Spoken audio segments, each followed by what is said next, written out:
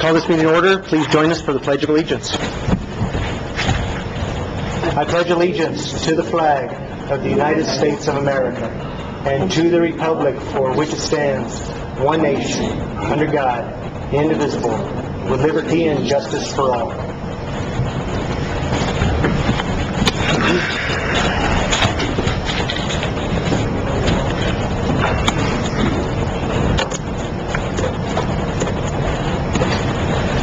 Okay, first item on the agenda is public input, and remind everybody that that is allowed to speak. You'll have 5 minutes.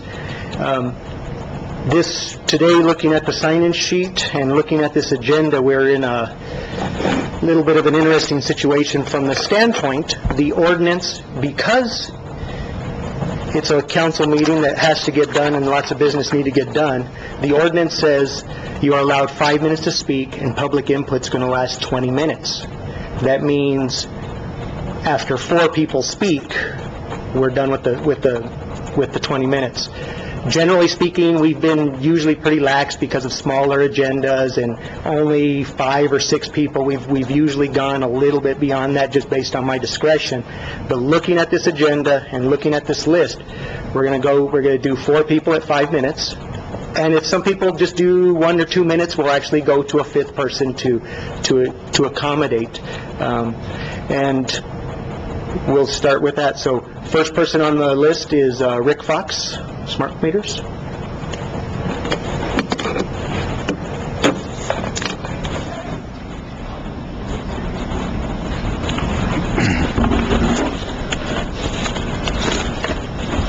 Please make sure that the microphone is on. Is it on? Here's the little white button, and turn red when it's on. I think so.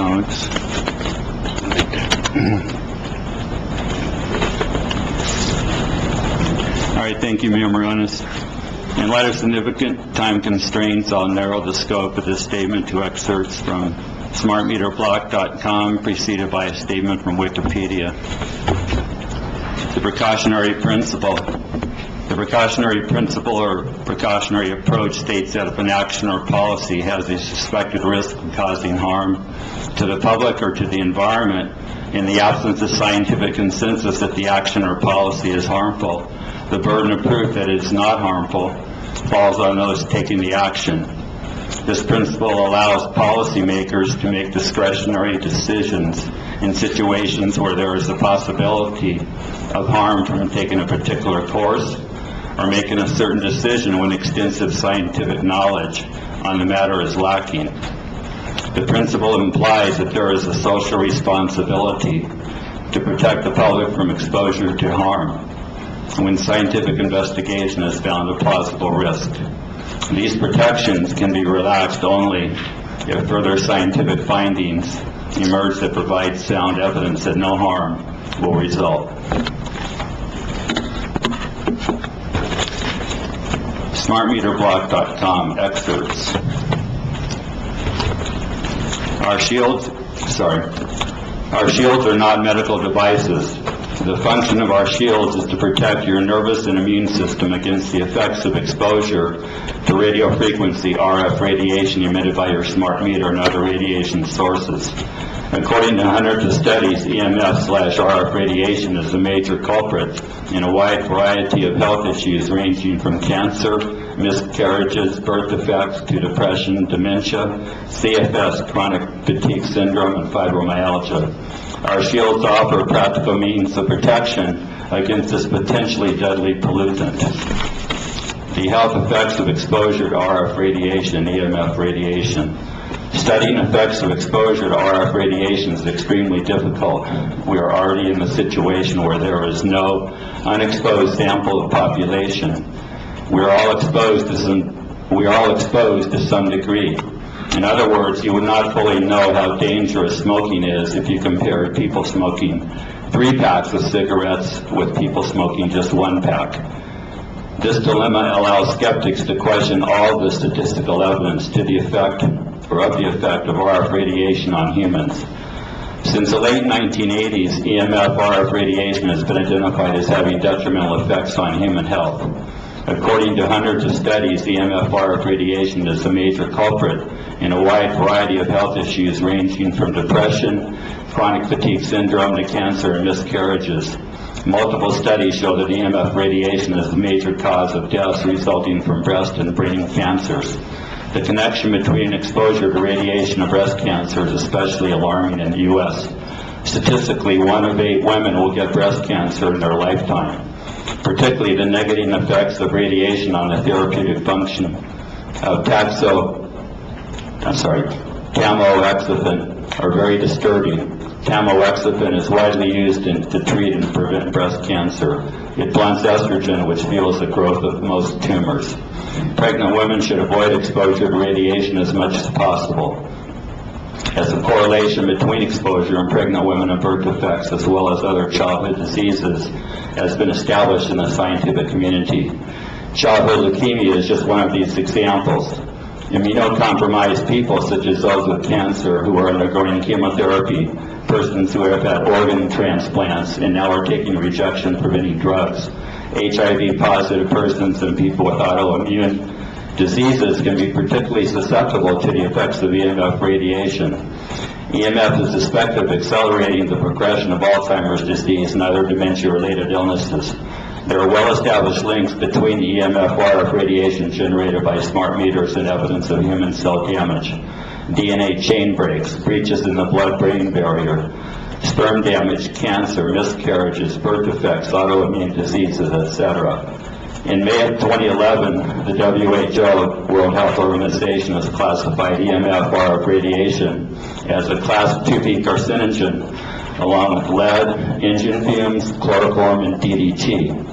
Specifically regarding radiation generated by smart meters, the leading government authority on the subject of industrial pollution, the American Academy of Environmental Medicine, strongly opposes the installation of smart meters in areas where people are exposed to the radiation.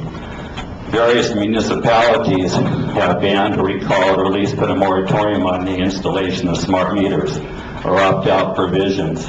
The subject of EMF radiation and its health effects is too broad to be described in a few sentences.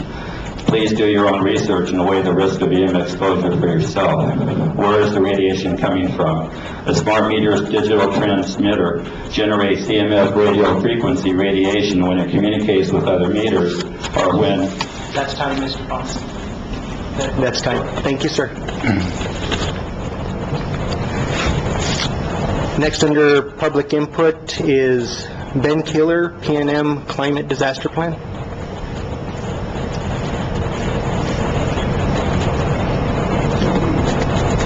Thank you for allowing me to speak on this. I appreciate, Mayor Morones, your allowing me to testify about the issues of the PNM Power Replacement Plan a few months back. In the meantime, I've seen quite a few people in this community step up with some very well-researched and very insightful information about the various characteristics of this plan that have made it so disastrous. I just wanted to say, I think that the community effort on this issue has been entirely directed at getting the council to appreciate the climate change impact, the environmental impact, and the economic impact of the plan presented by PNM, as well as the procedural deficits in the way that has been evaluated. And I think that issue is going to continue to be a big issue with a lot of significant consequences for this region of the state, because we are served by PNM, and the decisions that it makes on future power are going to affect us for many years. The real hope that I think the community that I'm familiar with had was that the community would be represented by the city, by the town council, in an expression of intent that we actually look at the power replacement plan in a serious fashion. That hasn't been done. I'm sorry that you didn't disagree with us on that. I think the simplicity of our request makes it more perplexing to me, and I think a lot of the reasons that I've heard as to why you chose not to do it don't really address the simplicity of what we were asking for. And I hope that we have the opportunity to address other issues in the future about utility rates, about the effects of climate change, and the need to do what we can here to address these issues. I think it's too important for us to just step back and stay silent on these issues. Thank you. Thank you.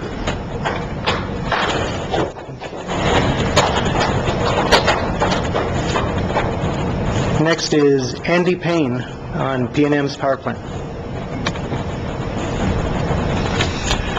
Yes, thank you, City Council members. First of all, I'd like to thank you for your service to the community.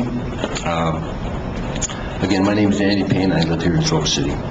Although I'm very disappointed you did not debate and vote on the proposed resolution concerning PNM's expensive and dangerous power replacement plan, I was glad to hear some comments on it. And I would like to respond to what I learned from those comments at your last meeting and talk about what I hope we can do together moving forward. I believe that everyone needs to do all they can with global warming, one of the biggest problems threatening us all in very many different ways. I'm part of a group of citizens here in Silver City doing as much as we can as individuals to stop it. We research the issues, we monitor our own energy uses, we write letters, send emails, make phone calls, and personal contacts with our elected representatives, including you, as you well know, to do all they can to help find a solution. But at least two comments from the last meeting tell me that we see reaching a solution very differently. They show that you as City Council don't want to take a leadership role on the climate change that's being caused by pollution, and that you're content with letting other organizations do that heavy lifting. For example, Mayor Maroney's commented he didn't think it appropriate to get involved in the PRC's quasi-judicial process of balancing the public interest against PNM's corporate profit interests. But I disagree, because PNM uses many of its vast resources to influence the PRC, and so should we, the public. And you, as the City Council, should represent us in this type of health, welfare, and safety issue. It seems you are too trusting that the PRC will do the right thing without sending them a strong message of what you expect them to do. And proposed resolutions such as the one presented to you by the public on October 27th would have done exactly that. It did not make Silver City an intervener or have any significant financial cost to the city. It would have been, if passed, simply more public input to the PRC, asking them to be sure that renewable energy got a fair and honest appraisal. It was just an example of democracy in action, telling our elected officials what we expect them to do, which is what I'm doing here tonight. In another comment from the last council meeting, Councilman Eamon Smith said, other organizations were already representing our concerns to the PRC, implying there's no need for others to do so. It is true other groups are advocating for cleaner energy, but there weren't enough of them at that table to strongly influence the process.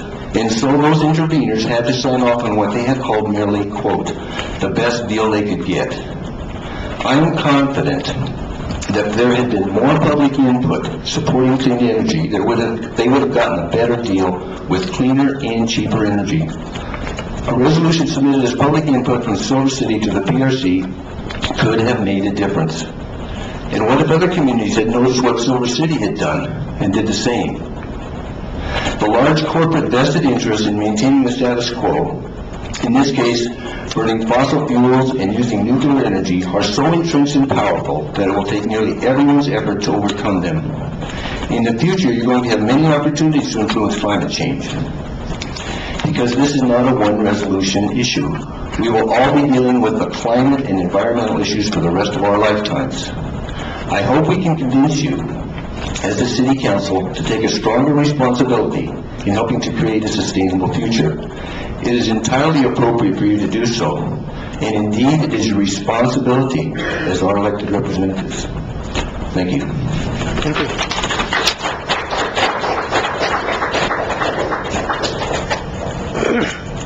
Now, also by ordinance, we can make, I have the discretion to move it around so that we don't dominate on one subject. So having the two PNM comments, I'm going to move down to a different topic real quick and allow Elisa Drew to speak for 5 minutes.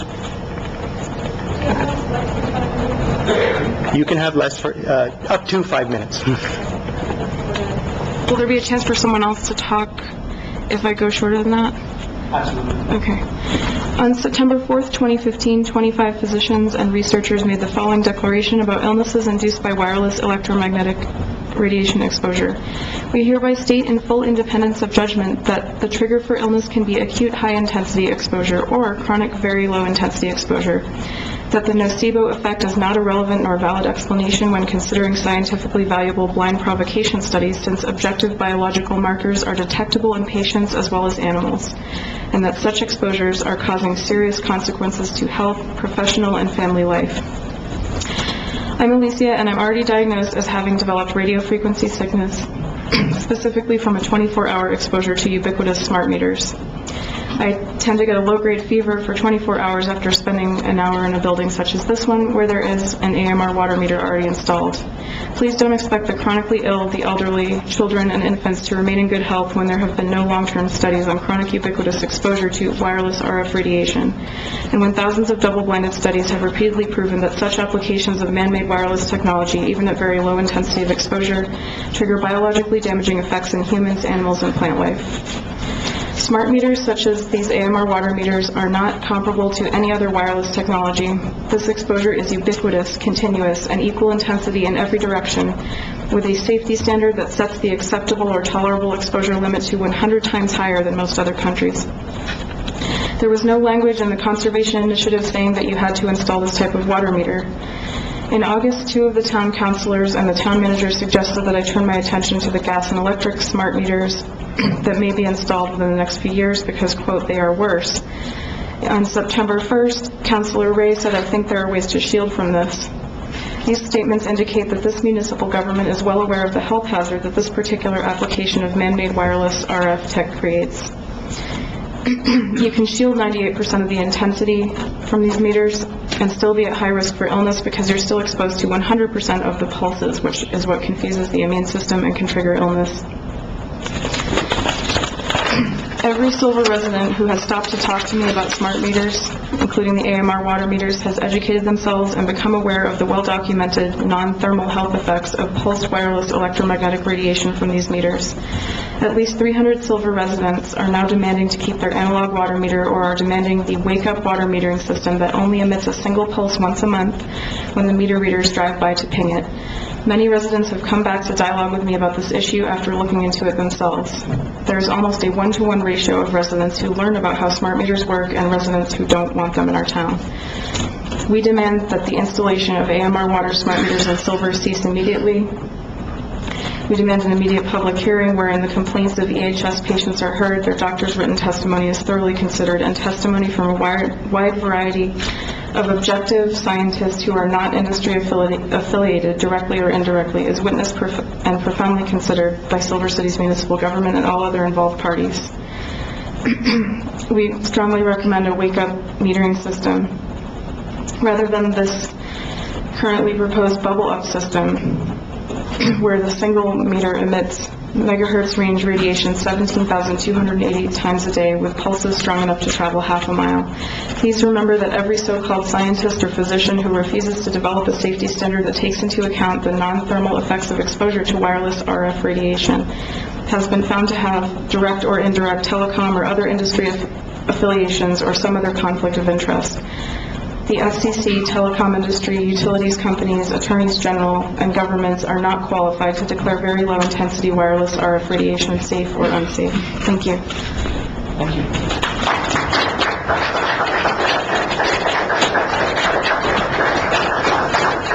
We have time for one more, and going straight down the list again, back to straight down the list would be Deb James with the PNM power plant.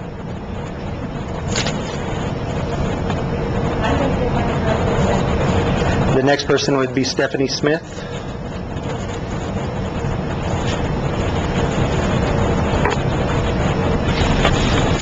Mayor Moronis and members, Mayor Moronis and members of the council, my name is Stephanie Smith. Thank you for the opportunity to comment this evening. Tonight, I want to address concerns that had been mentioned by attendees at the last council meeting, but were dismissed as uninformed and inaccurate. During the meeting, opponents of the replacement power plan reported inaccurately that 4 New Mexico municipalities had weighed in on behalf of their constituents. However, we do know now that Bernalillo County has passed a resolution on behalf of their constituents and are joining forces with Albuquerque on the PNM rate case. Similarly, it appears that Santa Fe County is joining forces with the city of Santa Fe on this issue. Additionally, the number of municipalities sticking up for their constituents' interests in cases involving electricity providers has grown to include both Doña Ana County and the city of Las Cruces. During the last council meeting, it was misstated by the mayor that Silver City might be at odds with municipalities such as Las Cruces in a case against PNM. However, since El Paso Electric, EPE, not PNM, provides power to Las Cruces, we would not find ourselves at odds. The similarities between our case against PNM and Las Cruces' case against EPE are rather astounding. In both cases, the utility companies are trying to strap uneconomic resources onto their customers because the greater the capital investment, the more money the utility makes. This interferes with utilities acting in the best interests of customers. Indeed, they are motivated to invest in overly expensive and unnecessary resources, rather than choosing the most cost-efficient options that would best serve their customers. What is even more disheartening is that in both cases, the Public Regulatory Commission has failed in its mission to provide diligent regulatory oversight of these utilities. As we all know, so far, the government of the town of Silver City opposes standing with other municipalities to demand fair rates and clean energy. This stance will result in great injustice to the people of this community through higher rates and increased global warming. We can't afford either. Thank you.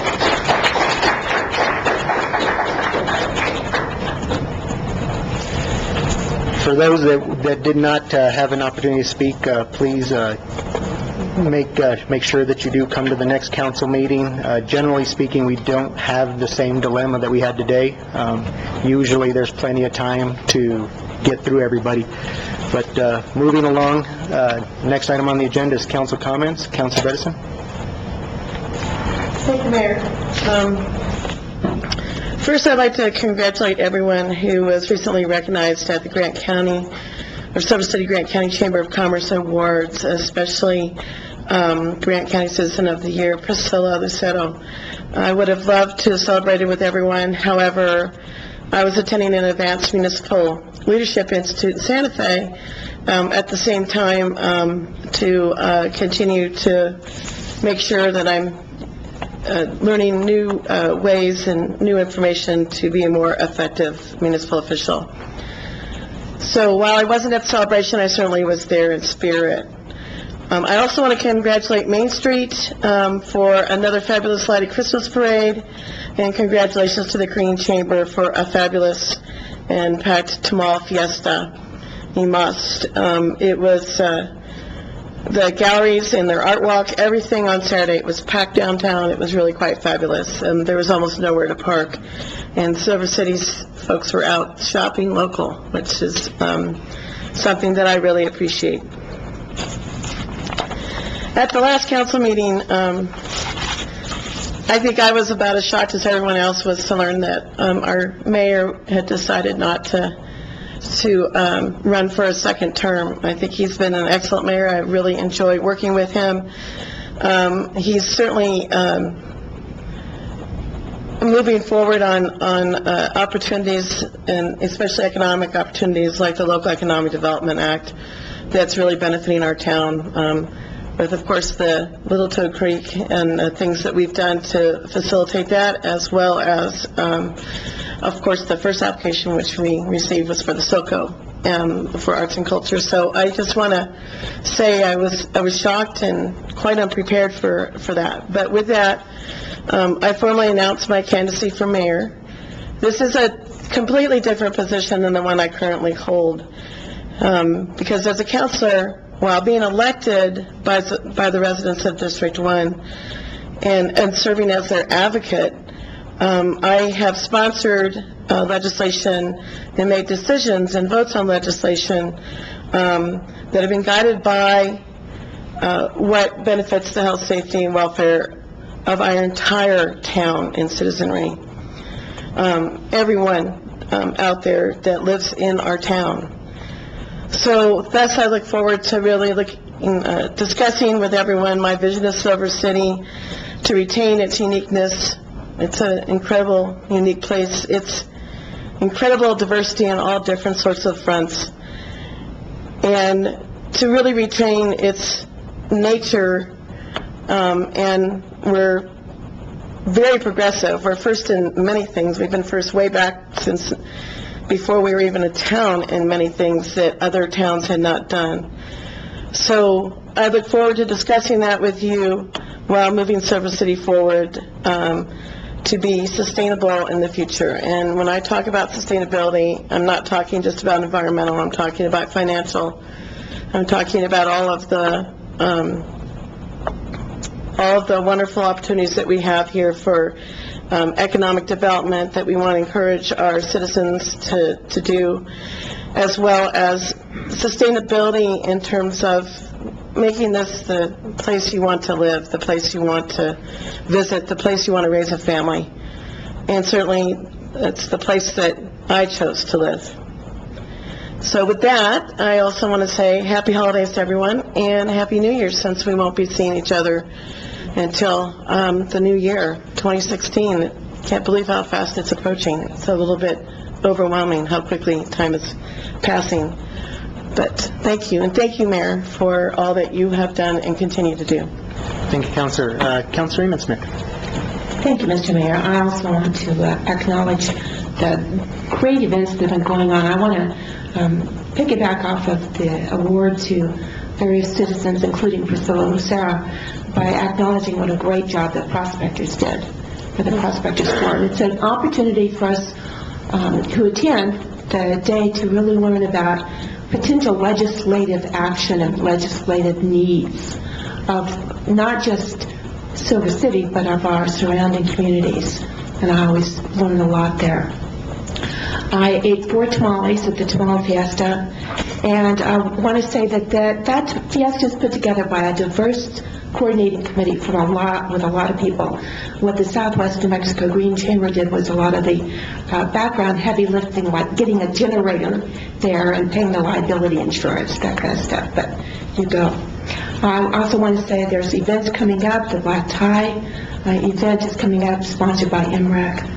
And one of the things that I really want to acknowledge is that if we buy local in the holiday season, if we really spend our money at independently owned local businesses, we get a lot more, as my colleague Christine would say, multiplier effect for the dollar we put in. If you spend $1 at a national retail chain or even an international retail chain, maybe 12 to 14 cents of that dollar will actually circulate in our community. But if you spend $1 at a local independent, locally owned store, somewhere around 40 to 45 cents of that will stay in our community. And that means more money for the rest of us, more prosperity, more engagement. And so I just really want to encourage you to buy local, and if you can't figure something that you would like, go down to the Visitor Center, to the Main Street office, and buy a Main Street gift certificate. Good for many places downtown. Thank you, Councilor. Councilor Ray? Thank you, Mayor. First of all, I want to tell Mr. Morales, thank you for doing the road improvements there on the Chihuahua Hill District. It was very greatly appreciated by the people. Also, the trailways that we have done on Cooper Street is almost done. And we are going to have a meeting on Thursday, and I hope Mr. Brown and Aldo Leopold School will be there. And it will be in conjunction to help the public stay off the highway there. And there's another question I'll have Mr. Brown ask here in a couple of minutes. I am asking also, as it was requested by me, to see if there will be town okays to plant some trees on Gulf Park. And my thing would be to see maybe we could have it as some other department, to plant a tree in another department. Of course, it could be for anybody. And that was a request that was made to me. We need to talk about a little bit about some emergency food for at least 3 days for the public here. I had asked the one that's in charge here in Grand County, and I know he's had some other things to do, but people need to be aware that they have to have at least 3 days of food in their house. Blankets, a generator, flashlights, something to last you for 2 days, just in case something should happen. Always be aware. Look beyond of what reality that's out there. We had our group, the Vietnam Veterans of America, for Veterans Day. We had a very nice presentation at Jose Badra School. Jose Badra School gave us a big plaque to put in our memorial, which is the Forgotten Veterans Memorial. And you talk about some of the veterans being there, they were crying. You should have seen them. And another thing is that for whatever reason that we couldn't be there for the Grand County Chamber of Commerce, the ceremony that they had, okay, some of us were busy. Councilor Cano, Councilor Berison, they were in Santa Fe. I can only speak for myself also. I had an appointment in Tucson, and I had color guards.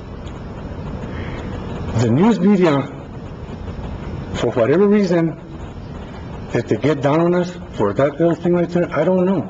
It's not fair. It's not right to the council. It's not right to the public either. I think that the news media owes the public an apology for saying something like that. You don't see none of us doing that kind of stuff here.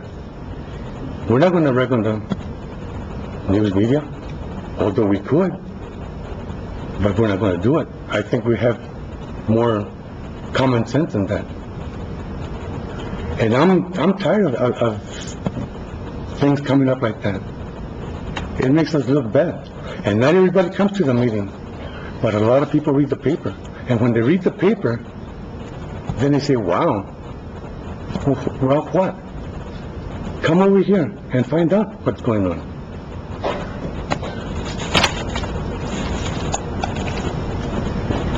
Merry Christmas and Happy New Year. Thank you, Councilor. Councilor Cano? Thank you, Mayor. As was mentioned before, on November 18th through 20th, I was attending the Advanced Municipal Officials Leadership Institute in Santa Fe. Those institutes are planned over a year in advance.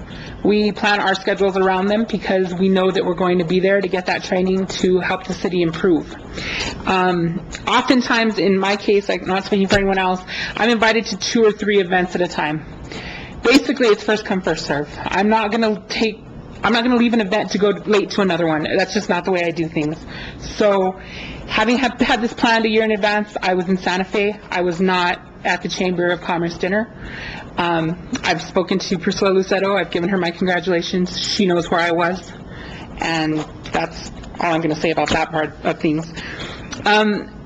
on a lighter note, I am actually a member of the Tamal Fiesta Committee. I have been for several years, and it's just an incredible experience to be a part of that group, because that group is led by two women who care very, very much about our community and put together logistics in a way I cannot even begin to describe. And the two women are Adrienne Booth and Sissy McAndrew, who is here today, and I just like to publicly thank you for all the work you put in. Definitely. I know I'm going to beat a dead horse here, but during the Tamal Festival, I was almost hit by a car downtown. I mean, by inches. And it was because I jumped back on crutches. If not, I would have ended up in the hospital. Please slow down downtown, please, especially during the holiday times when people are out shopping with their families. Please don't create a problem for anyone else by having inconsiderate driving habits. And then the last thing I have to say is, no matter what you're doing this holiday season to celebrate, hopefully you'll enjoy yourselves and enjoy time with family and friends. Thank you. Thank you, Counselor. Again, just go back to what I was mentioning at public input, I've never run into this dilemma where we didn't have enough time to get through everybody, so I really want to apologize for that, because the public input is extremely important, as we continue to say, and we definitely want those who did not have an opportunity today to speak to come to the next meeting and sign up and give us that input, because we always appreciate it. It's very valuable to us. And to keep things short, and since we won't be seeing you till next year, Merry Christmas and Happy New Year to everybody. Does anybody need round two? Moving on, is there any changes to the agenda? Approval of minutes. Councilor Amon Smith. Mr. Mayor, I move to approve the minutes of the regular council meeting of the Town of Silver City of November 10th, 2015. Councilor Bedison. Mr. Mayor, I second the motion as stated. We have a motion, a second, to approve the minutes of the regular meeting of the Town Council of Silver City on November 10th, 2015. Is there any discussion? We have a motion, second, as read. All in favor? Aye. Any opposed? Motion carries. Next item on the agenda is under reports, staff reports. Mr. Brown? No reports. Any other staff? Chief? Is that waiting to ask to... No report. Mayor, I'm sorry. I'm not going to ask him. Our attorney wanted me to be sworn. He just became the president of the Municipal League Attorneys Association. Municipal League. Thanks for that reminder. That's it's huge what the town of Silver City is doing at the state level. Not only is Mr. Scavron the president of the municipal attorneys, Ann Mackey is the president of the clerks, and if I'm not mistaken, isn't Judge Reese going to be she'll be the president of the municipal judges? It's absolutely. Oh, and then we have Councilor Bedison on the as a director on the municipal league. For a town our size in southwest New Mexico, to have such a leadership role at the municipal league at the state level is huge. And thanks for that reminder, and congratulations, President Scavron. I was waiting. It's worth noting. It's worth noting. It's a huge deal. No. Any other staff reports? No, Will, you spoke enough, Alex. That's why we have attorneys draft briefs, so we don't have to hear about it. No other staff reports? Moving on to unfinished business. Does anybody need a break? Councilor Bedison? Mr. Mayor, I move for a short recess. Mr. Mayor, I second. We have a motion and second for a short recess. All those in favor? Aye. Any opposed? We're in recess. Call this meeting back to order. Under unfinished business, we have a approval, disapproval of ordinance number 1244, an ordinance adopting the Little Toad Creek Brewery and Distillery, hereinafter qualifying entity, establishing a brewery and distillery as an economic development project within and for the Silver City Arts and Cultural District pursuant to Section 5-10-B-2B, NMSA 1978, Local Economic Development Act, and Section 16-21A of the Municipal Code of the Town of Silver City, Grant County, New Mexico. Mr. Brown? Mayor and Council, to this point, the state has completed the economic impact analysis, and it's very detailed, and it gives the 10-year impact over between the state, city, county, special districts, the schools, and all of that. It's close to about $900,000 over the next 10 years. So it very well covers the $100,000 investment that has been applied for. We are currently working on the project participation agreement. There are a few fine-tuning things that we need to do, but when we will follow the LEDA ordinance to ensure that everything that is required per the LEDA ordinance is in there. But it's my recommendation that we approve them as a qualifying entity. Any questions for Alex? Councilor Edison? Thank you, Mayor. Okay, so we can do this, but you said there's still the documents, those will have to, Participation agreement? will that have to be approved by us, or is it something that your You office? give me authorized. That's what I thought. All right, I just wanted to make sure that I remember correctly that we'd given you authorization to negotiate that. Yes, ma'am. Okay, great, thank you. Any other questions for Alex? Would Little Toad like to speak on this issue, or are you happy?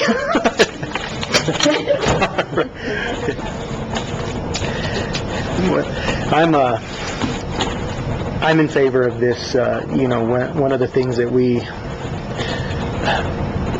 when I became a counselor, especially at a time when we were in a recessed market nationally and everything else, one of the things I wanted to do was to at least promote or give as much possibility to economic development and growth within our town, or at least mitigate and slow any bad effects of the recession. And this is just one of those little pieces that hopefully the town has been helpful in allowing small business to operate, flourish, and grow within our community. And this is big for our town, and I fully support this, and hopefully the council will follow suit.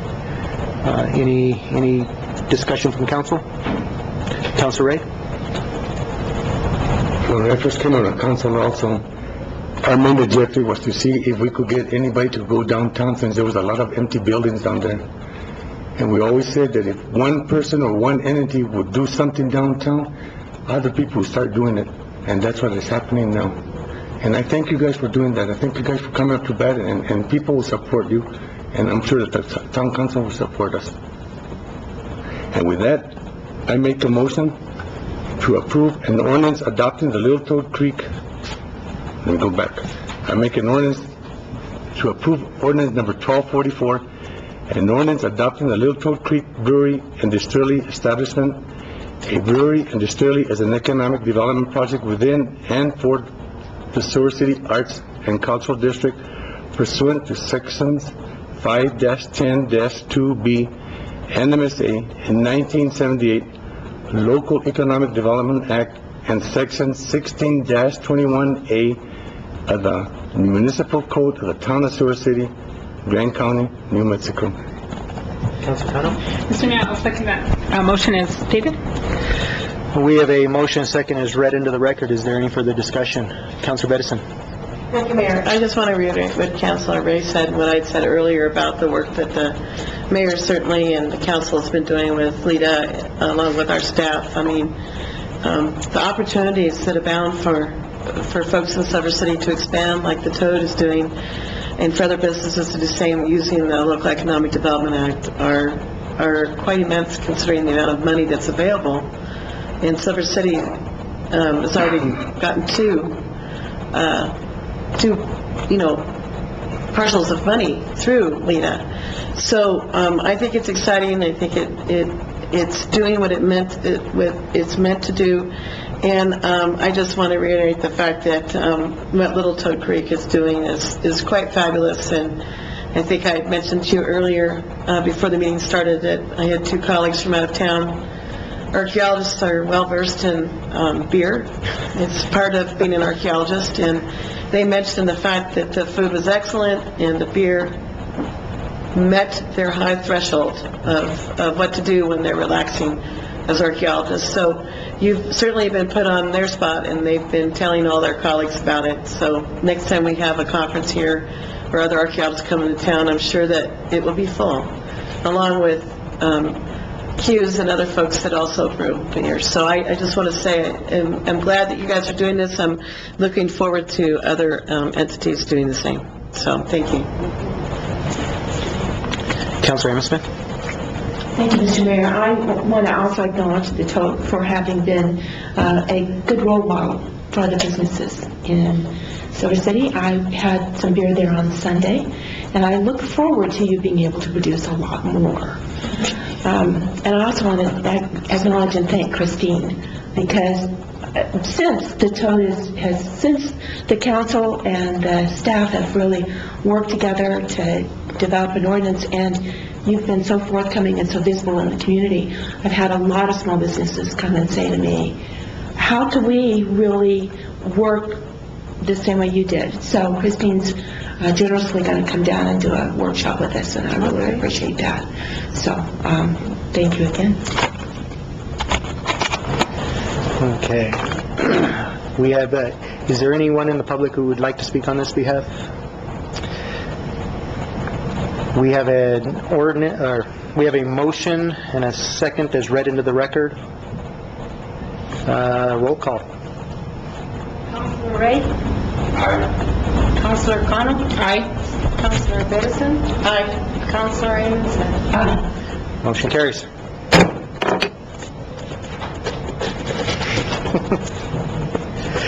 Next item under the agenda, under new business. Approval, disapproval of resolution number 2015-30, a resolution authorizing the execution and delivery of a Colonias Infrastructure Project Fund Loan Grant Agreement for the construction for drainage improvements, including the installation of curb and gutter on Camino de Sueños and Kelly Street in the Vistas de Plata subdivision. Mr. Brown. Mayor and Council, this is our 2015, one of our 2015 Colonias projects that was awarded to the town. We're looking at $867,284,000 in grant funds. As you know, that we have to take out a 10% loan, and in this case, it's $96,365,000. So the project is a little over $900,000, which will complete the Casa de Sueños Street for the affordable housing subdivision. Camino, yeah, you know what I'm talking about. But it will complete the affordable housing subdivision road and infrastructure, so that we will be able to start building more houses on that street. I believe we're up to our 6th home on that street, but now it'll make available another, I believe, 50 lots for that project. And so, there's been a lot of interest, but to this point, we've only had, I believe there's a total of 8 lots that are available with the infrastructure that's built out right now. What we've been doing, going back to the loan part anyway, is our 2014 grant agreements required the loan, and we were able to budget to pay off those loans completely in this year's budget. So what I'm trying to do is, although we do have to take out a loan, which they give us 20 years, so the the actual debt service is very small. They want you to have skin in the game, so we put up our 10% match up front with the engineering, take out the grant and the loan, and then this year we're going to pay off the loan portion from last year. And then next year we will try to do that with these. This one's a little bit big because it's $96,000. So it may take a couple years to pay this one off. But it's a big and a very good project for the community. Councilor Edison? So, Mr. Brown, can you discuss just briefly the fact that we have this is not the only thing. We have a lot of contract agreements or grant agreements that have come forward. And this has taken how long for the town to receive things that were actually approved? This was approved in March, and we're in December now. We finally got the grant agreement.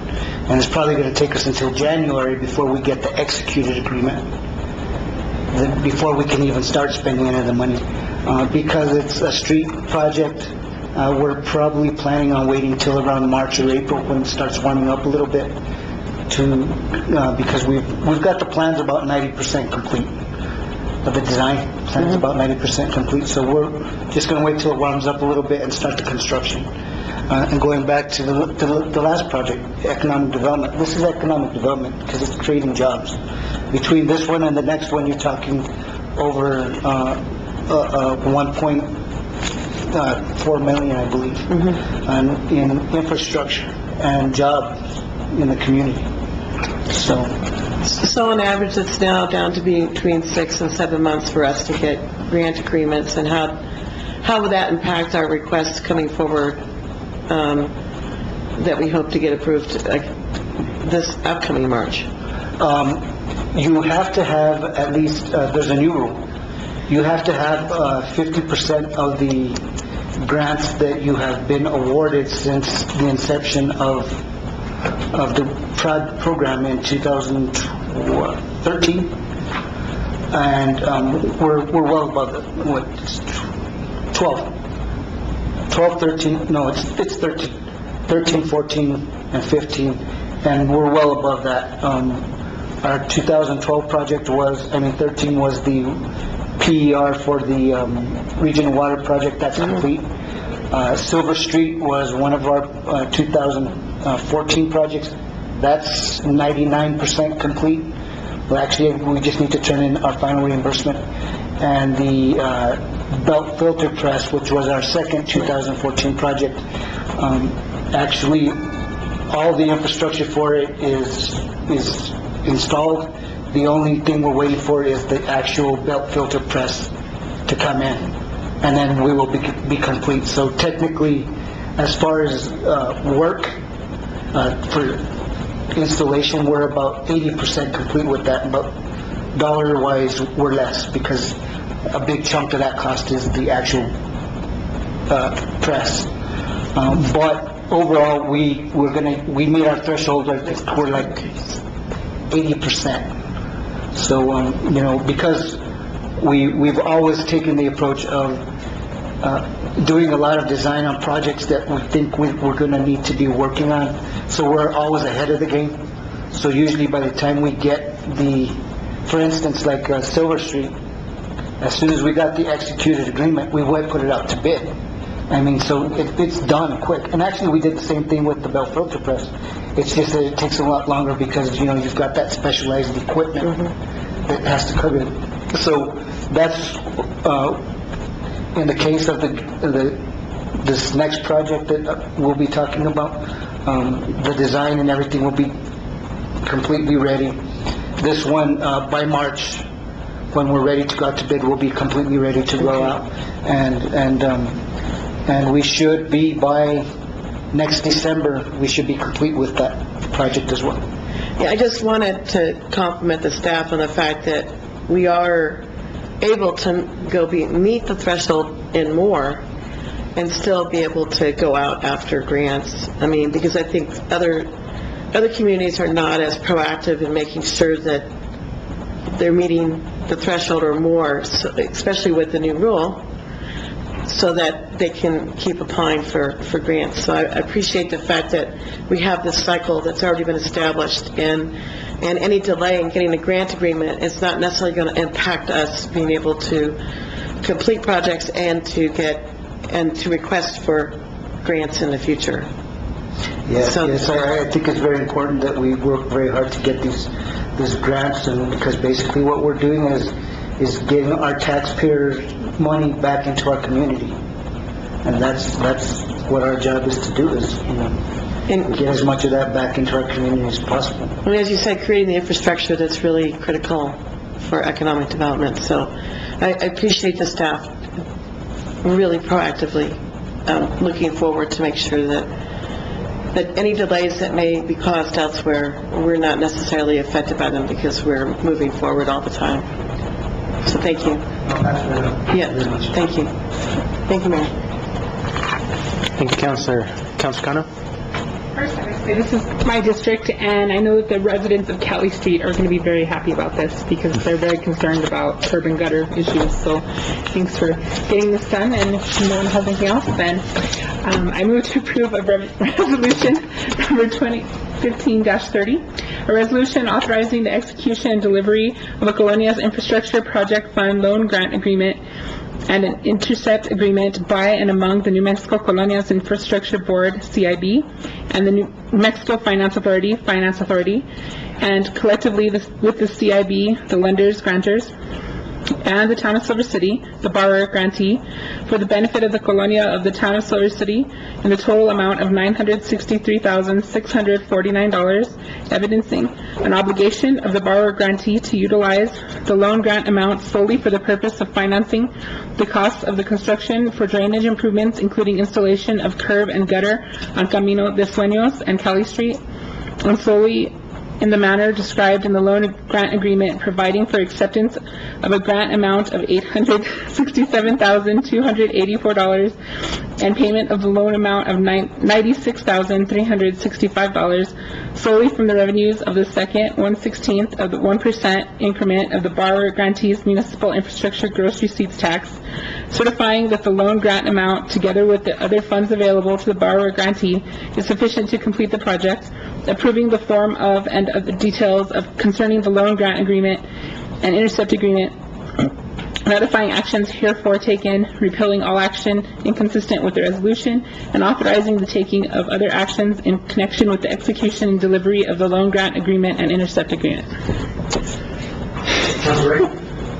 Mine will be sweet. I'll second that. As read. We have a motion and a second as read into the record. Does everybody understand the motion? Is there any further discussion? I will quickly add that, adding to the economic development, there are going to be jobs created. There's going to be gross receipts tax generated for the community. What this also does is, for the long haul, is it provides the opportunity for low-cost housing for the labor pool that in many cases is questioned by businesses in our community, that we have a small labor pool. And if we can attract more to that pool through low-cost housing in a nice neighborhood, well-developed, it's going to be a big boon in the future. So I fully support this. Any other comments? Councilor Ray? Thank you, Mayor. This project also is going to be highly visible from throughout the highway. And it's a good neighborhood. It's a very pretty neighborhood. And it'll be more attractive. Maybe more people can do some things there. So, thank you, Mr. Brown. We have a motion and second as read into the record. Roll call. Connell? Aye. Councilor Bedison? Aye. Councilor Raymond Smith? Aye. Councilor Ray? Aye. Motion carries. He does that to me all the time. Councilor Ray, who's ready? Next item on the agenda, approval, disapproval of resolution number 2015-31, a resolution authorizing the execution and delivery of a Colonias Infrastructure Project Fund loan grant agreement for the construction of a new PISTA grit removal system to improve the wastewater treatment facility for the benefit of the town and the communities of Rosedale and Tyrone. Is that acronym supposed to be pronounced out, or I'll just leave it to you to tell me how that's supposed to be read? When Robert talks to me about it, he just says grit chamber. He just calls it grit chamber, so I think that is what it's called. Okay. But it is PISTA, whatever that is, grit chamber. And so with that, under the same grant loan program, we've got $412,042 in grant funds and $45,782,000 in loan funds. In this case, we will most likely be able to pay this off under next year's budget. And so we are pretty much ready to go as well. Is there any questions for Mr. Brown? Pardon? Mr. Mayor. Councilor Bedison.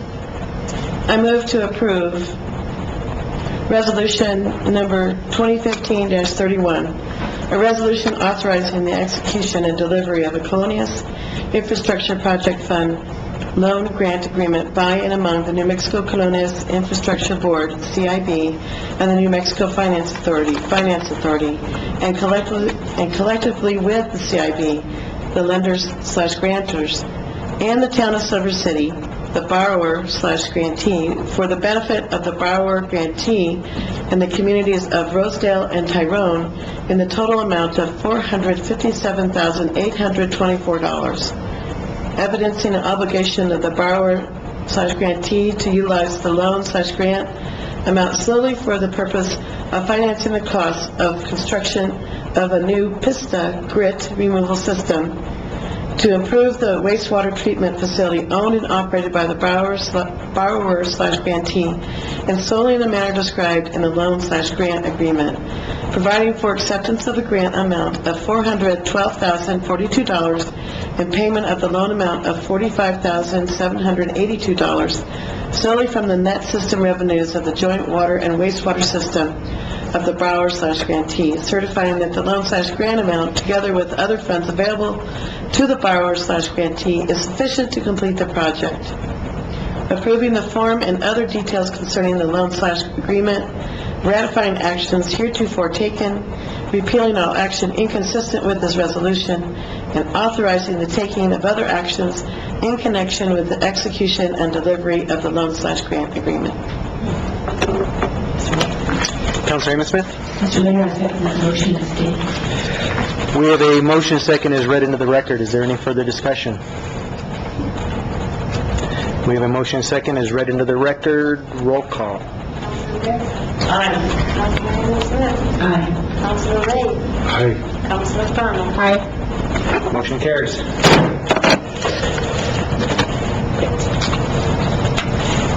In lieu of great. Next item on the agenda, approval, disapproval of resolution number 2015-32, a resolution supporting the town of Silver City's participation in a capital outlay program administered by the New Mexico Department of Transportation for sidewalk improvements in Silver City, Grant County. Mr. Brown? Mayor and Council, this is one of our capital outlay projects that were awarded to us. The project area is the downtown sidewalks, the side streets. And so, as soon as we have an executed agreement, again, because of weather, we are going to wait till the warmer months to move on this. So, we are currently identifying the areas that need it more, through some of the issues that you've reported, Councilor Connell, and from others. We're looking at those, the high priority right now. at the prospectors. We did ask for some more money because we know there's a lot of work that needs to be done back there. So this is a 100% grant, and we probably won't start spending it until March.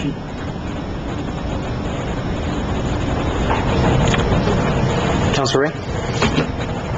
Thank you, Mayor. Mr. Brown, on this project here, on the sidewalks, how high are they going to be? We're going to replace what's there at their current height. At the current height? Yes. Okay. That includes on both sides, east and west? It depends on, some might have on both sides, some might have it only on one side. It just depends. We're going to try to replace those that need it the most. Right now, knowing that we have limited funds, we want to get the most, those that are the least safe fixed first, and then be able to work on, hopefully if we get more money next year, we can start fixing those that are just, don't look nice, and may have small obstructions or something. Then we'll look at those. But first, we're going to look at the most unsafe sections of sidewalk back there. So the one on Yankee Street is going to be the same height, correct? Yes. Well, in the case of it being, because of the height being unsafe, we may change the height. I don't know exactly which one you're talking about, but if it's... By the art galleries. The one right next to... Oh, yes, that will be the Broadway. same. That should be the same height. Okay. I don't believe there's any problem because correct? of the height. It's just, yes. Okay. The only way we will change the height is if it, like I said, is if the height of the sidewalk is the cause of the unsafe issue. Then we will adjust the height to be safe in that case. Okay. I think it desperately needs it, and it's going to add a lot of attraction to that piece of downtown, both east and west and north and south. And I talked to a few people today, and they're excited about it. And I hope, if you just please tell them, if we don't get to it this project, that we are still focusing on it this next year. Okay. Thank you. Most of those, the height of those sidewalks is generally for flood control, if I'm not mistaken. Do we study that on a regular basis to see if it's still applicable? As part of that, yes, we have Engineers Inc. looking at it to see. The problem with downtown is it is a drainage collection. It is part of our drainage collection system. Everything goes down there. So it's not always necessary, but when we have the rains, if it's not like that, it's going to flood the property. And so, we do take into account the 100-year flood criteria, so that properties aren't flooded when we get those. And it seems like we've been getting those bigger rains more frequently over the last few years. Peter does have some ideas about fixing some of the grates and adding some grates and stuff to pull more water off of the street, even though it won't pull a ton of water and won't take it all off the street. It'll take some of the water off of it and falling into the grates, getting into the drainage system, so that way once it gets farther down towards the Bullard, that there's less water, and there may be necessity for not as high of sidewalks. But those are some things where there's only one street where we're really looking at that, and I think it's Yankee. I was also asked if it's possible to get one of those old-time slab that has the date on there and put it in a new one. Now there's one there's a couple that are about 1938, 1939. Just to cut off that little piece right there and then put it in a new one. That's what I was asked for dates. That can be done, yeah. We can just cut that up and then just put it in the new section. And I'll talk to Peter about having that done, because I think it's important to have that historical information situation there, that originally it was with WPA. Yeah. They built a lot of those sidewalks down there. Any other questions? Councilor Benson? So, yeah, I was concerned when we were talking about lessening the height, and especially in those areas with the, that crossroads right there with Yankee and Texas. There were some pictures taken this year where, I mean, it was over the sidewalk in a couple places. So I think we whatever we do, just to make sure that,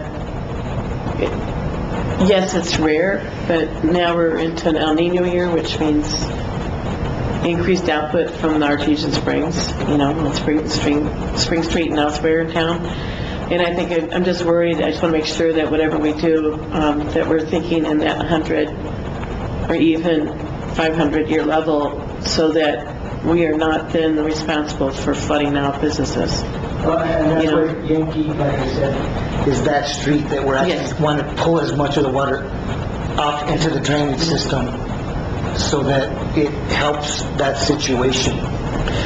So that, we don't have to actually build up the sidewalk. It's so that we pull in more off of the street as it's passing by through those grates, and see how we can do that. Just making sure that the grades don't get clogged. That's always an issue as well with all of the leaves and the sediment and everything that comes down with it when it's really big rain. As we know, I mean, Silver City's like a funnel.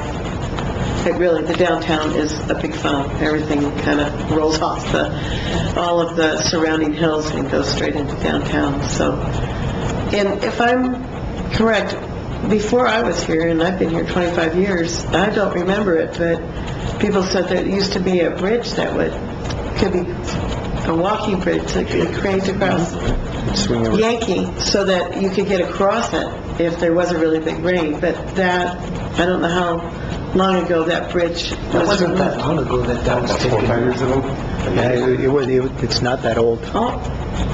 I don't know if, it seems like it's longer than that, but it's been, it seems like within I think last somewhere in the decade. last 10 years. Yeah. That I remember it about a decade ago. Yeah, I mean, I've heard about it, but I don't remember seeing it, even though It was blue.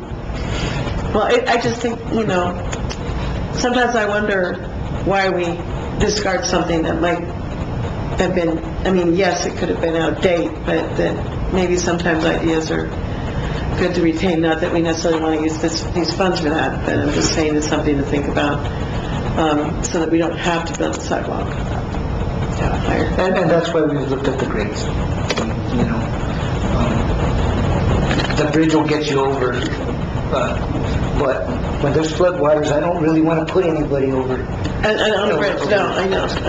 It's true. So, I mean, there's a lot to look at, and so, yes, but we are looking at as many options as possible. Okay, thank you. With that, I'll entertain a motion. Councilor Ray? Councilor Ray? That's going to be another A+ for downtown Silver, for the people to enjoy it. And with that, I make a motion to approve resolution number 2015-32, a resolution supporting the town of Silver City's participation in a capital outlay program administered by the New Mexico Department of Transportation for sidewalk improvements in Silver City, Grand County. Councilor Kano? Mr. Mayor, I'll second that motion as stated. We have a motion and second as read into the record. Any further discussion? We have a motion and second as read into the record. Roll call. Councilor Ray? Aye. Councilor Kano? Aye. Councilor Benson? Aye. Councilor Raymond Smith? Aye. Motion carries.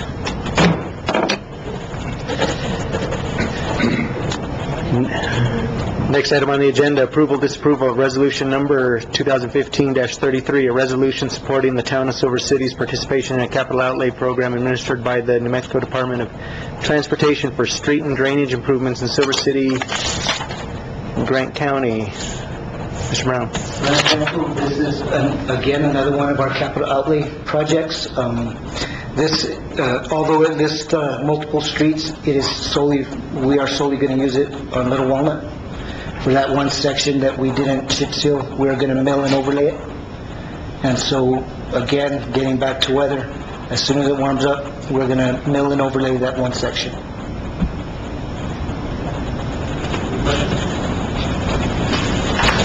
Councilor Amonsmith?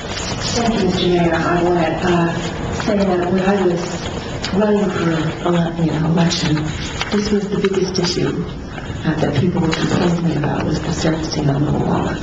It makes a rough, and it looks so much better in so much of the sections now, so. You know, I was talking to Peter, and our next chip seal project, and I have a blank of exactly where it is, but there's this new process that's called sand sealing, and what it does is they shoot oil, and then they come and just lay sand over the street and fill in those cracks better than the aggregate. And then you come back and do a chip seal project over it, so you have a more smooth surface and a tighter surface, and then we're going to come back and do the fog seal. So we're going to be doing that next year. And Deming just bought a new chip spreader, so they want us to train them. So they're going to send their equipment and people down here to help us do the sand seal. And we're going to work with them and the county, of course, and we're going to see what we can do there. So there's going to be a new process next year on the chip seal project, and we think that it'll make things smoother and last longer. Great. That's great.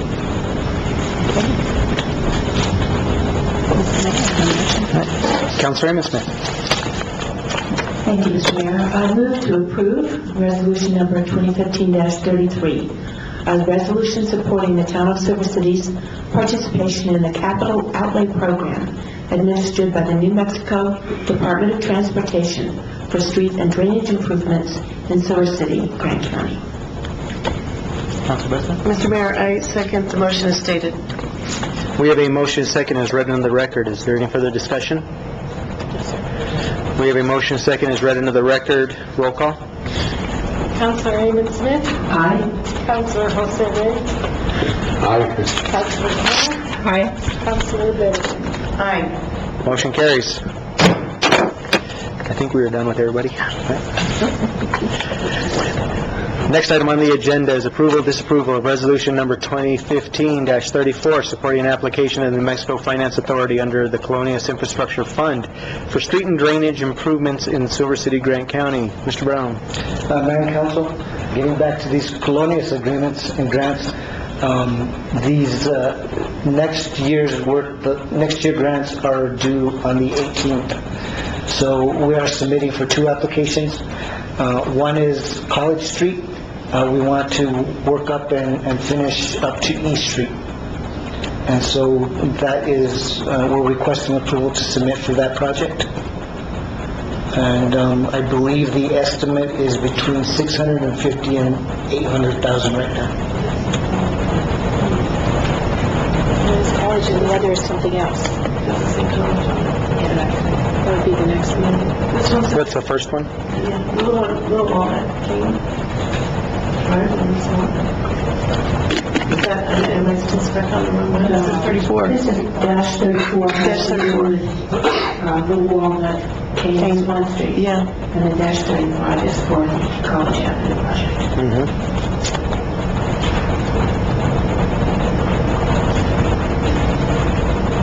Unless there's an error. I think there's an error with the numbering. Well, they're both for street and drainage improvements. This is just to allow us to submit the application. Yeah, but 34 is the one that does, 35 is the one that says College Avenue directly on it. But Okay, so that's what you have on your iPad, right? Okay, what do you have on 36? I don't have 36. At 35. We have 35, which has got the, I just realized that's the wrong information. See this? This is wrong. This is for our system improvements. Because I made the resolution. I didn't want to- No, they're both, Yeah. That's what I'm talking. What we have is College to Cooper for 34.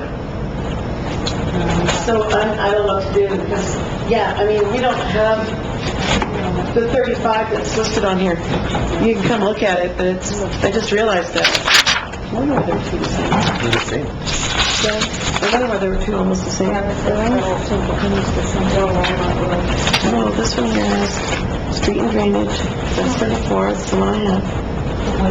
And it's for Kane and Little Walnut, and then, like, 35 is the one that says college. Down here it says, But that's not what it says, I just realized now.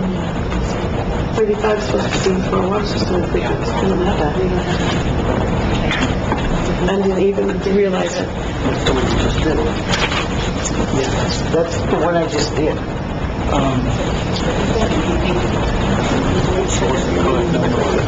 So the correct...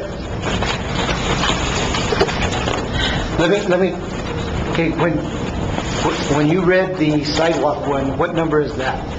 33. That was 33. This is 34. 34 was the one that I gave.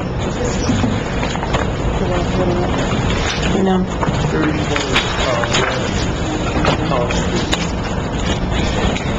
Can we start real quick? The first Colonias agreement, what resolution do you have on that one?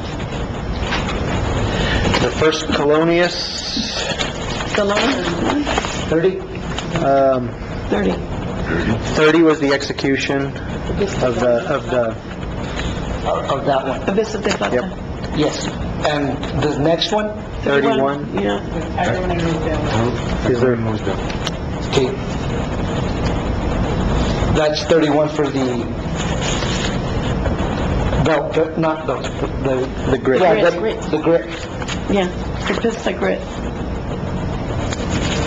And that's the one I read.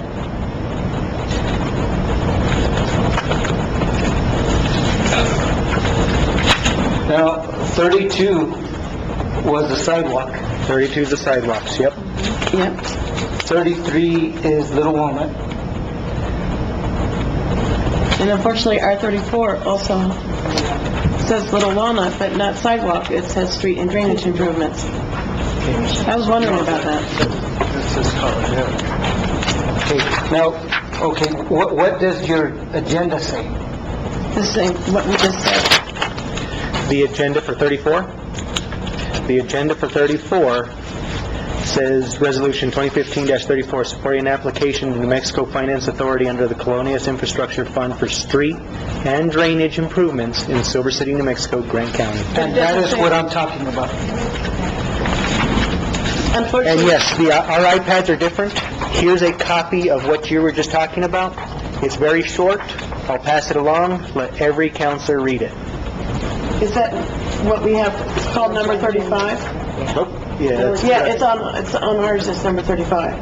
It's 2015-35. except I don't have water system. Right, but what I'm saying is, on our pads, it says 2015-35 for this one here, not 34. And we don't have the water system. Let me see it real quick. Yeah, go ahead and look at number 35.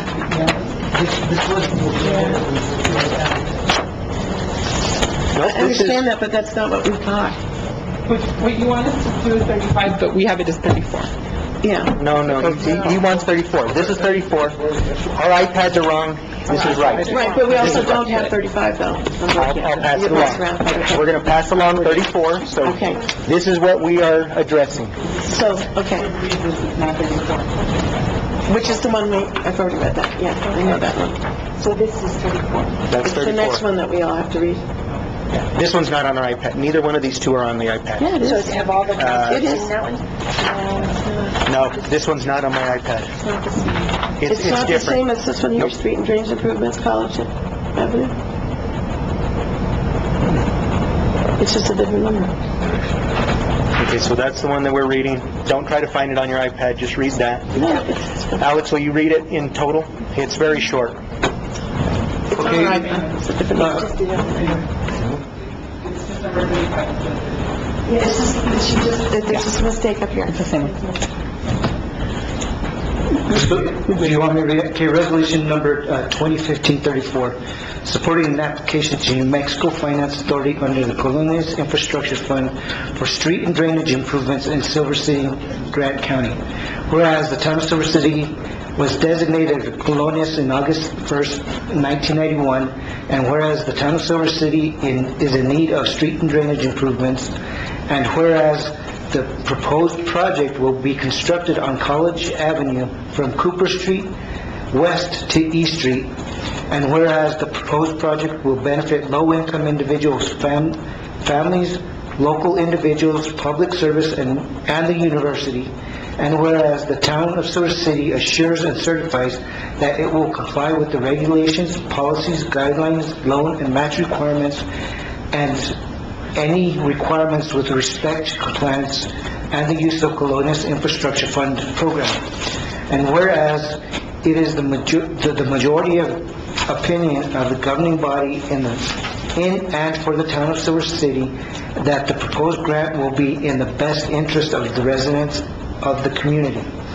Now therefore be it resolved by the council of the town of Silver City that it endorses and supports an application for fiscal year 2016-17 Colonias Infrastructure funding, and that the town of Silver City directs the town manager to prepare and submit an application on behalf of the town of Silver City for funding assistance from the New Mexico Finance Authority Colonias Infrastructure Fund for street drainage improvements on College Avenue from Cooper Street West to East Street. The town manager is designated to act in all matters in connection with this application and to do all acts necessary to carry out the intent of the resolution, passed and approved and adopted by the governing body of the town of Silver City at its regular meeting on December 8th, 2015. Now, with your normal presentation. This is the resolution authorizing us to submit the grant application, which is due on December 18th to the Colonias Infrastructure Board. The approximate cost is between $650,000 and $800,000. We're fine-tuning that right now. And we do have more than enough match money because most of the project is already designed. So what we would be doing is applying for the construction and 10% loan component for the project. Any questions for Alex? I'll entertain a motion. Hand me the thing up. So make sure I read it correctly. Yeah, and it's red light. It's just here. Councilor Smith? Mr. Mayor, thank you. I move to approve resolution number 2015-34, supporting an application to New Mexico Finance Authority under the Colonias Infrastructure Fund for street and drainage improvements in Silver City, Grant County. Councilor Bexler? I second the motion as stated. We have a motion and second as read into the record. Is there any further discussion?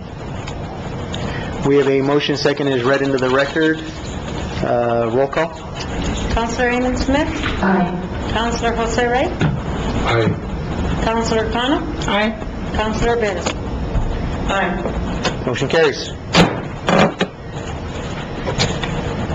Next item on the agenda is approval, disapproval of resolution number 2015-35, supporting an application to New Mexico Finance Authority under the Colonias Infrastructure Fund for water system improvements in Silver City, Grant County.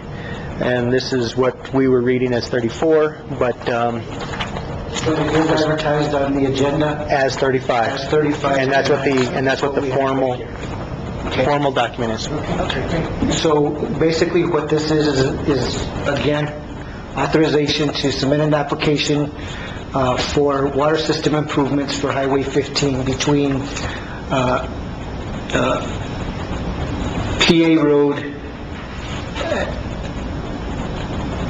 from Newsham down, well, basically it's from Pine down to by the McDonald's is the area.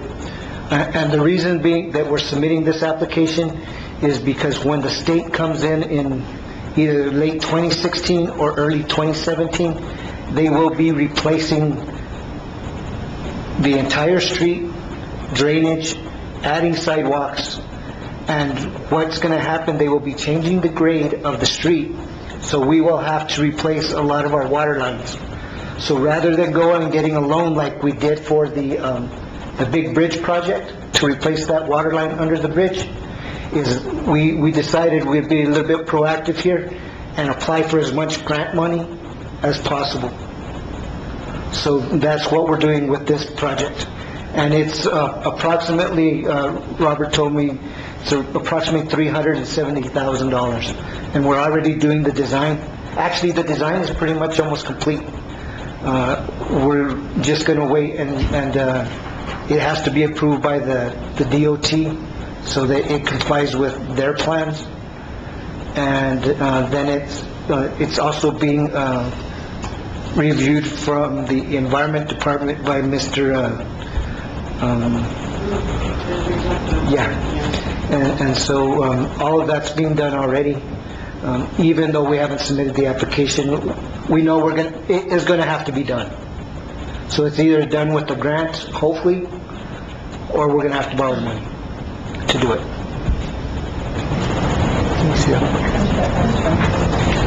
Councilor Edison? Just so that it's reflected, since none of us have it, we've seen the copy has been passed around. Is it possible for him to read this into the record, please? I'll read this into the record real quick. Great, thank you. Resolution number 2015-35, supporting an application to New Mexico Finance Authority under the Colonias Infrastructure Fund for water system improvements in Silver City, Grant County. Whereas Town of Silver City was designated a colonia in August 1st, 1991, and whereas Town of Silver City is in need of water system improvements, and whereas the proposed project will be constructed along New Mexico Highway 15, also known as Pinos Altos Road, from Newsham Street to Pine Street. And whereas the proposed project will benefit low-income individuals and families, local residents, public services, and 2 water associations connected to the town's water system. And whereas the Town of Silver City assures and certifies that it will comply with the regulations, policies, guidelines, loan and match requirements, and any requirements with respect to acceptance and use of the Colonias Infrastructure Program. And whereas it is the majority opinion of the governing body in and for the Town of Silver City that the proposed grant will be in the best interest of the residents of the community. Now therefore be it resolved by the Council of the Town of Silver City that it endorses and supports an application for fiscal year 2016-2017 Colonias Infrastructure funding, and that the mayor of the Town of Silver City or his designee is hereby directed to prepare and submit an application on behalf of the Town of Silver City for funding assistance from New Mexico Finance Authority, Colonias Infrastructure Fund for water system improvements along New Mexico Highway 15, also known as Pinos Altos Road, from Newsham Street to Pine Street. 2, that the Town Council directs and designates Alex C. Brown, Town Manager, as the authorized representative to act in all matters in connection with this application and do all acts necessary to carry out the intent of this resolution. Now, of course, I'm reading what will be passed if you decide to pass it. But it reads just like what Mr. Brown said. It is appropriately reflected on the agenda, so it is public. It's noticed. Is there any comments or questions?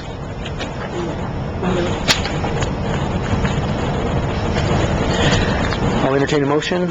Councilor Cano? Mayor, I move to approve of resolution number 2015-35, supporting an application to New Mexico Finance Authority under the Colonias Infrastructure Fund for water system improvements in Silver City, Grant County. Councilor Ray? Thank you, Mayor. I approve that. It's good. It's good. I'm sorry. I lost my train of thought. I second that motion. We have a motion and second as read into the record. Is there any further discussion? We have a motion and second as read into the record. Roll call. Councilor Cano? Aye. Councilor Edison? Aye. Councilor Raymond Smith? Aye. Councilor Ray? Aye. Motion carries. Next item on the agenda is approval, disapproval of bid number 15/16-1, sale of town vehicles. Ms. Brown? Mayor and Council, we put out a bid to sell some old town vehicles that are no longer being used by the departments. These are the highest bidders, and it's staff's recommendation to award the bids to these individuals for these different units. Is there any questions for Mr. Brown? I'll entertain a motion. Councilor Bedson? I move to approve of bid number 15/16-1, sale of town vehicles, per staff's recommendation, to the highest bidder of each vehicle. Councilor Amon Smith? I don't have to read it over. Thank you, Mr. Mayor. I second the motion as stated. We have a motion second is read on the record. Any further discussion? We have a motion second is read into the record. All those in favor? Aye. Any opposed? Motion carries.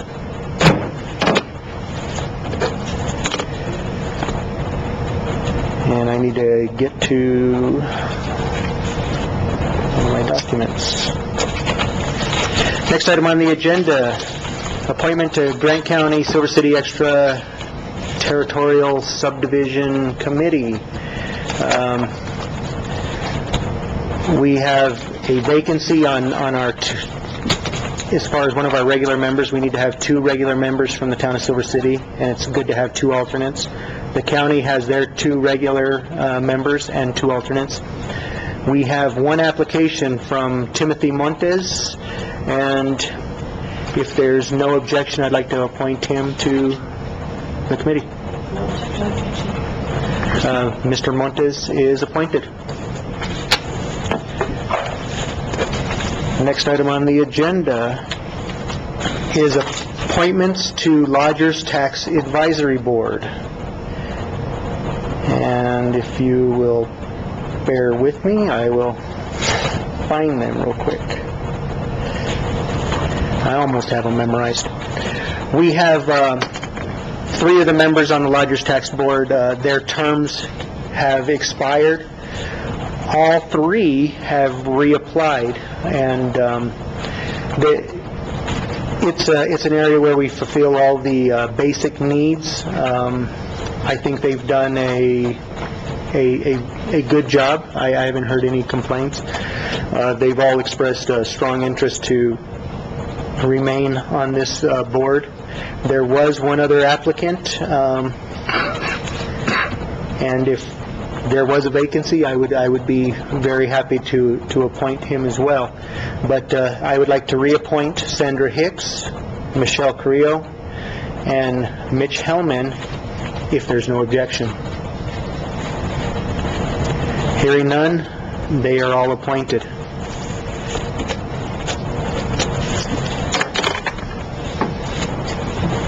Councilor Bedison. Mr. Mayor, I move to adjourn. Councilor Amon Smith. We have a motion second for adjournment. All in favor? Aye. Any opposed? Motion, we are adjourned.